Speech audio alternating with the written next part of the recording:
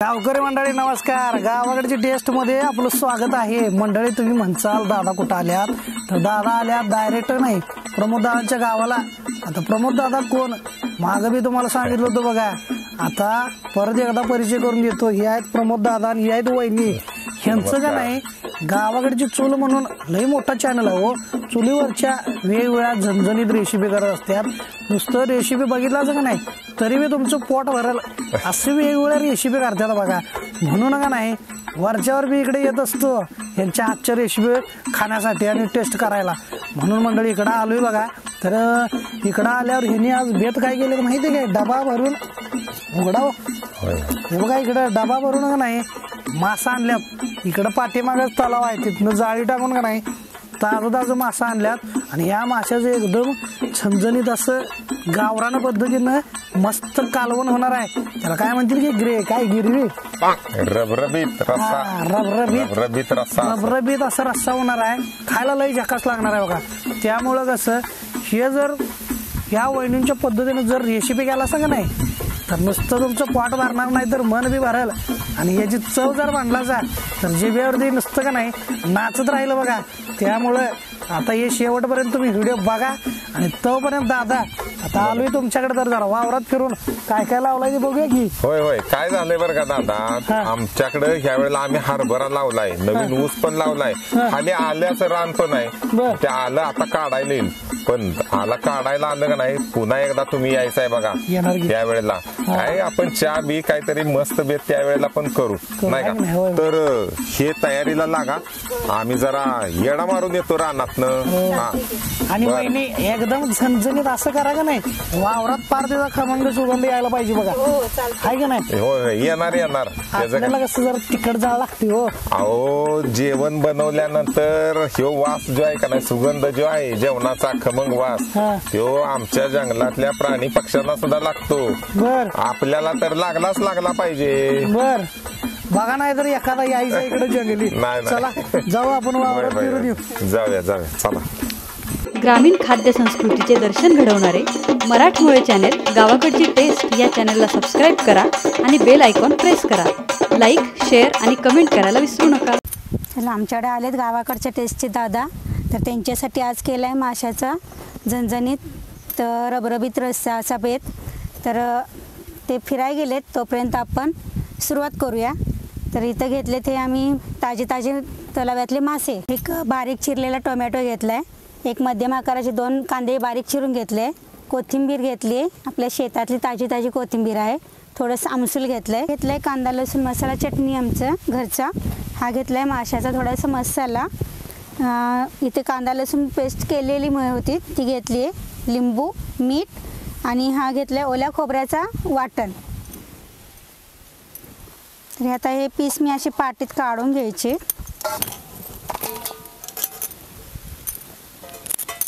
हे धुवून स्वच्छ मी घेतलेले आहेत सगळे व्यवस्थित, त्याची घाण वगैरे काढून. ह्यालाच आपण आता थोडीशी हळद आणि आलं लसूण पेस्ट लावून ठेवायचे.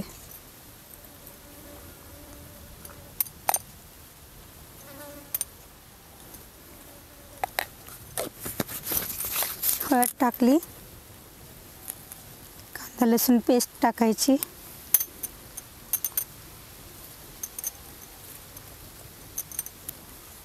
थोडंसं मीठ, थोडंसं म्हणजे मिक्स करण्यासाठी आपण वापरतो तसं, आणि लिंबू पिळून घ्यायचा. आणि हे आपलं आपण कांदा टोमॅटो भाजून घेईपर्यंत आपण हे सगळं एकत्र चांगलं मिक्स करून ठेवून द्यायचं. हे असं सगळं एकत्र व्यवस्थित सगळ्या पीसनं लावून तुकड्यांना लावून एकत्र चांगलं हे करून ठेवायचं. आपले चूल पेटवून होईपर्यंत 10-15 मिनटं हे मुरून जाते चांगलं. त्या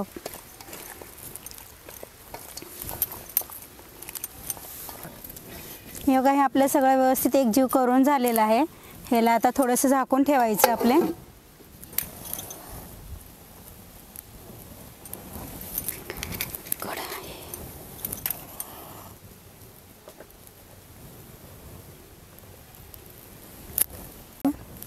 चला आपली चूल पेटवून झाले, पातेलं पण तापले आपले. आता आपण सुरुवात करूया. तेल ओतून घेते आता फोडणीसाठी.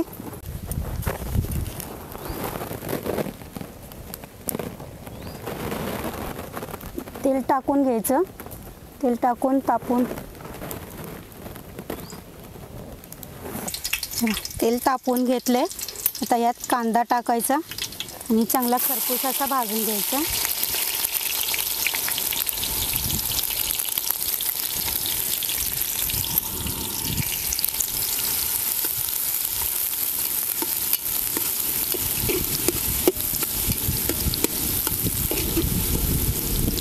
वाऱ्यामुळे चुलीला जाळ पण भरपूर लागलाय.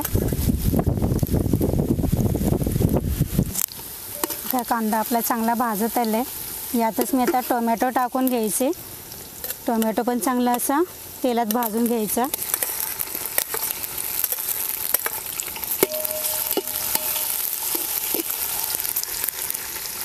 आपण माशालाच आलं लसूण पेस्ट आणि हळद लावल्यामुळं यात तेलात काय आपण म्हणजे टाकायची गरज नाही आहे तशी हळद वगैरे.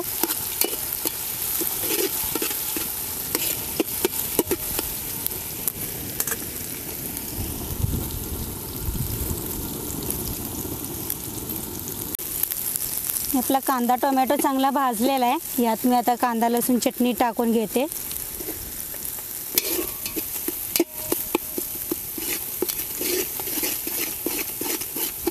तेलात चांगली भाजून घ्यायची. त्यातच असा हा मसाला टाकून घ्यायचा.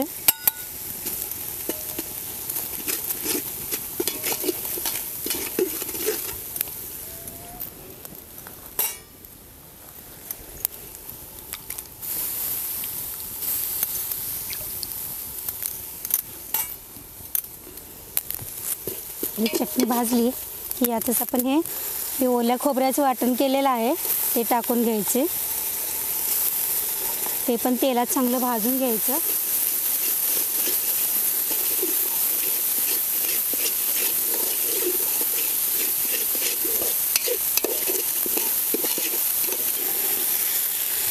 हे चांगलं त्याला पूर्ण मसाल्यात चांगलं हे लावून घ्यायचं.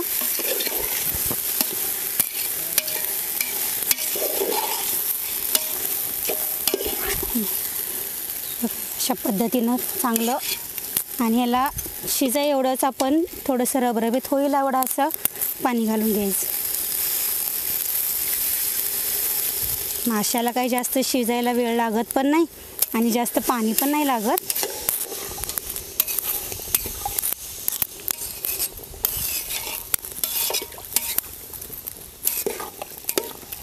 आता आपण म्हणजे शिजायपुरतं एवढं पाणी घातलं आहे.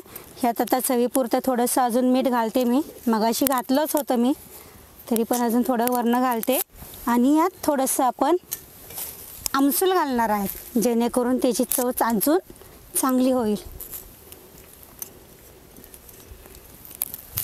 आणि हे थोडं झाकून ठेवून याला 2 उकळ्या आणायच्या म्हणजे आपला मासा शिजून तयार होतोय.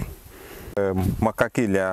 आपल्याकडे काही शेळ्या आहेत त्यांच्यासाठी आपण हे चाऱ्यासाठी केलंय. मध्ये ऊस पण लावलाय काय? हो ऊस लावलाय. ऊसाचा काय आहे विषय, ह्याची सावली त्याच्या आता उन्हाळा नावाला उन्हाळा जास्त त्यामुळे हे सावली पडावी, उन्हाला जास्त झळ बसू नये म्हणून. दुसरा असं हरभरा केलेला आहे बघा. आता फुलात भाजीत आलेला आहे, फुलं लागायला लागले त्याच्यात. यावर्षी जरा थंडी लांबली त्याच्यामुळं जरा नरम आहे पण चांगला आहे की आंबट आहे की? आंबट लागते भाजी खाण्यासारखं. दादा भारी जुगाड केला म्हणजे रान ऊसाचं. हो ऊस हे प्रमुख पीक. हो आंतरपीक त्याच्यात तुम्ही मका पण लावलाय आणि इकडं तुम्ही हंगामी पीक आपलं त्याचं काय आहे बरं का, हरभरा लावलाय. हरभरा त्याचं काय ही एकमेकाला पूरक आहेत. कसं आहे आता हरभऱ्याची जी काय आंब खाली पडल तेच या ऊसाला खत म्हणून उपयोगी पडते हो नाही का, म्हणून हे असं करायचं. चांगला जुगाड शेती केलाय. होय होय. तर दादा तुम्ही गेल्या वेळेला आला होता त्यावेळेला ही नुकतीच लागवड केलेली आल्याचं शेत आहे बघा. बरोबर. गेल्या वेळेस काटामाटाची भाजी आपण अगदी बरोबर बघा, काटेमाटाची भाजी आपण इथूनच काढलेली होती. तर त्यावेळेला एकदम हिरवगार दिसत होतं. आता म्हणाल हे वाळलंय. वाळलेलं तसं नाही, हे आलंय आता काढणीला.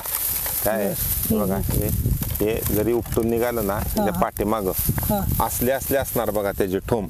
होय. आल्याचे ते किती आता दिवस आहे काढलेलं अजून काढणीला? आलं. झालं आता एक फार तर एक 15-20 दिवसात काढायला येते. बघूया का काढून का उकरायला लागतंय? उकरायला लागतं ते, तसं येणार नाही ते. येणार नाही काय? आतच राहिला आहे की? आत राहील ते तसं नाही, राहू द्या. हे तेवढंच निघाल. हा तेवढंच निघल ते. अशा हे आलं चवीला पण एकदम भारी लागणार. नाही अजून सुद्धा याचा भाग आहे, होय होय जो सुगंध आहे होय आहे की. जबरदस्त येते. दादा एक गोष्ट सांगतो बघा तुम्हाला. बघा हा. कसं आहे, आता तुम्ही परिसर आमचा बघितला सगळा, हा. डोंगर दर्या आहे सगळीकडं चारी बाजूला, आणि त्याच्यात काय आहे, रात्रीची बाकी वन्य स्वापदांचा लय त्रास आहे आम्हाला. तेच आहे बघा, हे बघा जुगाड केलेला आहे, हे बघा आहे का. काय झालंय, हा. एक दिवशी रात्रीच मी आलो होतो, हा. तर हरणाचं एक मोठं काळवीट का काय ते हा. हिथून असं घुसलं आणि बाहेर निघालं बघा. ही जाळी सुद्धा बघा सगळीकडं, म्हणजे एकदम टाईट अशी जाळी होती. इथं एवढी ढिली पडल्या, ते ह्याच्यामध्ये घुसला आणि हिथून बाहेर पडलं. त्यामुळे जरा एक कंपाऊंड लूज झालं. आता जेवढं तुमचं वावर आहे सगळ्याला कंपाऊंड केलं कारण खर्च केला. पण कसं आहे, आता 2 वेळेला आमचा इथं ऊस केला होता, ऊस सगळा खाल्ला हरणांनी सगळा ऊस खाल्ला. एवढं नुकसान होतं. मग एकदाच पैसे घालवायचे म्हणून हे आता कंपाऊंड केल्या बघा. वर 2 तारेचे घातले, हे चेनलिंग घातले, तरी सुद्धा यात या लागले येतात की, तरी सुद्धा येतात. ह्याच्यातून हेतून आलेलं. आणि कसं आहे, जंगली स्वापत जरी असलं ना, अत्यंत हुशार बघा. जिथून आलंय ना तिथूनच ते बाहेर पडतं. बापरे, असं नाही का. खरं मला वाटतं मग इकडं शेतीला उपद्व्याप कुठले प्राणी असतात इकडे? अहो इकडे आमच्याकडे बघा सांबर आहे, काळवीट आहे, परत हरणांचं तर असतं. ससे सुद्धा येतात रात्रीच्या वेळेला. सते साळेंद्र फिरतात इथं. आणि 1-2 वेळेला बघा मी इजाट सुद्धा बघितलं होतं. इजाट आणि दुसरा अजून एक सगळ्यात ह्याचं तरस आहे ना, तरसाचं सुद्धा इकडं फार मोठं ढ्या डोंगरामध्ये का नाही, फार मोठं त्याचं वस्ती आहे. रात्रीच्या वेळेला खूप सावध असायला लागतं. होय ना. हो, म्हणजे रात्री वावराला पाणी बिणी द्यायचं असलं जरा धोक्याचं आहेच आहे. पण आता काय करता, सगळ्याच गोष्टी आपल्याला हे करतात. आणि कंपाऊंड असल्यामुळं का नाही, आपल्याला त्याचं पण संरक्षण आहेच की. आहेच बरोबर आहे.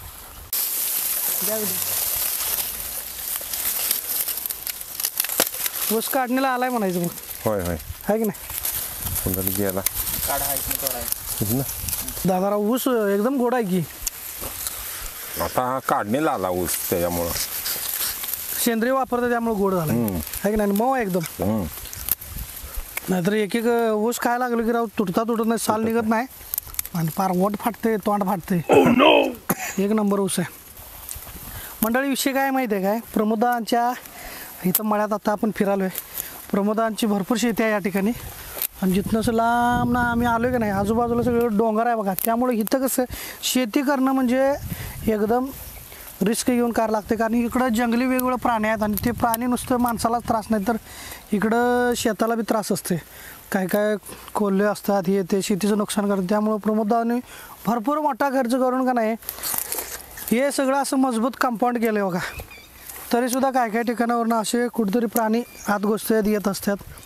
खर्च मोठा केला आहे संरक्षणासाठी, शेतीच्या रक्षणासाठी हे कंपाऊंड केलं. हे ऊस कधी जाणार आता? ते जाईल आता 8-15 दिवसात. काय पाणी सोडलं होतं, ते तोड देतो म्हटले होते, पण ते काहीतरी झालं घोटाळा त्यांचा, त्यामुळे ऊस वाळायला लागला. हो, आणि कसं इथं पाणी जास्त दिवस पाणी लांबून चालत नाही, त्यामुळे पाणी दिलं. आता परत घात आली की तोडणार की 8-15 दिवसात. बरोबर आहे. पण ऊस गोड आहे ना, जायला आलाय त्याच्यामुळेच गोड आहे. तो चांगली शेती आहे तुमच्याकडे. निसर्गाची कृपा. आणि शिवाय आमचं इथं शिवार दैवत आहे म्हसोबा, त्या म्हसोबाची पण कृपा आहे आमच्यावर. आता या बघा, थांबा मोराचं पीस आहे बघा. मोर आहे. मग तेच म्हटलं तुम्हाला, खूप सारी जंगली स्वापद फिरतात इथं. त्यातला मोर पण एक आहे बघा. मोराने आमचा हरभरा बराच खाल्ला बरं का. हो, हरभरा भाजीत आहे तोपर्यंतच खाल्ला. राखण करायची तरी किती हो. पण शेवटी कसं आहे, त्यांना पण खायला हे पाहिजे, निसर्गाला पूरक असणाऱ्या गोष्टी. त्यामुळे आम्ही त्याचा फारसा विचार करत नाही. काय होतं, उलट मोराने हरभऱ्याच्या भाजीचा शेंडा खोडला ना, तर ते माणसाचंच काम केल्यासारखं आहे. होती जास्त फूट होती. असं पण आहे. म्हणजे दोन्ही फायदे पण आहेत, तोटे पण आहेत. बरोबर आहे. चला आपलं आता हे बघा उकळी आले याला, आता हे आपण आपलं शिजले का ते बघूया. मासा शिजायला काही जास्त वेळ लागत नाही, 1-2 उकळीत पटकन शिजून जातो. हे काय पूर्ण काटासुद्धा बाजूलाच झालं का छान शिजले का. आणि आपलं पाहिजे तसा रबरबीत असा रस्सा पण छान झालेला आहे. तर आता आपण याच्यावर हे कोथिंबीर टाकून घेऊया.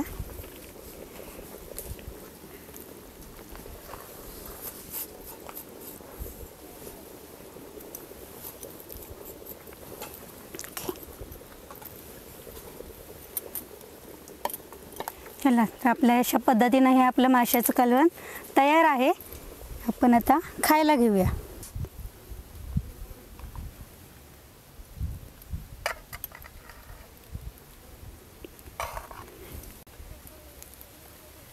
एका रश्श्याला इतकं छान वास पण येतोय आणि आपलं कट पण छान आलाय.